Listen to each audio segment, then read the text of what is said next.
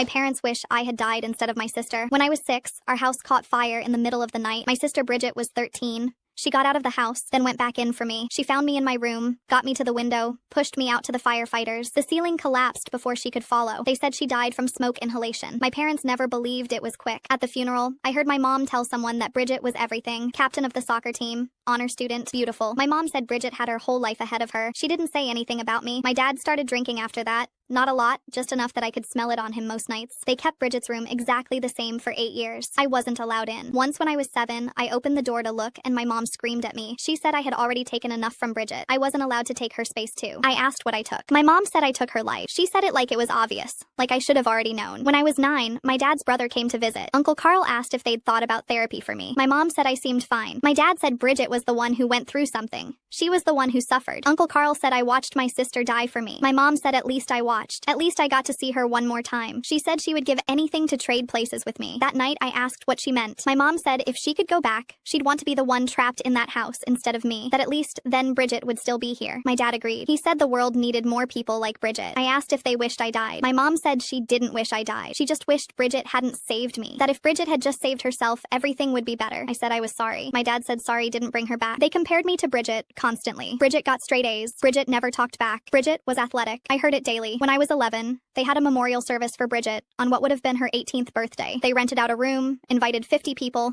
had a video slideshow. They gave speeches about how much she meant to everyone. My 13th birthday was 3 weeks later. My mom made a cake. My dad said happy birthday and went to his office. When I was 13, I asked why they kept Bridget's room like a museum, but barely looked at mine. My mom said Bridget's room was all they had left of her. I asked what about me? My mom asked what about me? I said I was still here. My mom said that was the problem, that Bridget would have stayed perfect. I kept changing into someone they didn't recognize. My dad said I looked more like Bridget every year and it made it harder, that every time he saw me, he saw her, but wrong, like a distorted version. I asked if they loved me. My mom said of course they did, but it wasn't the same. That loving me felt like betraying Bridget. My dad said they would never accept what happened. When I was 15, Uncle Carl came back. He pulled me aside and asked how I really was. I said, fine. He said, I didn't look fine. Later, I heard him arguing with my dad. Uncle Carl said I was disappearing, that I didn't talk, didn't smile. My dad said I was quiet. Uncle Carl said I was traumatized. My dad said Bridget was traumatized. Bridget died. I just had to live with it. Uncle Carl said that's exactly the problem, that I was 6, that it wasn't my fault. My dad said he knew that. But then he said if Bridget had left me in that room, she'd be 22 now. She'd be graduating college. Instead, they got me. I got accepted to a college on the other side of the state. Full ride. When I told my parents, my mom asked why so far. I said I needed space. My dad asked from what. I told him from living in a house where I was reminded every day that I was the wrong kid to survive. My mom said I was being unfair. I asked if they even wanted me to stay. My dad didn't answer.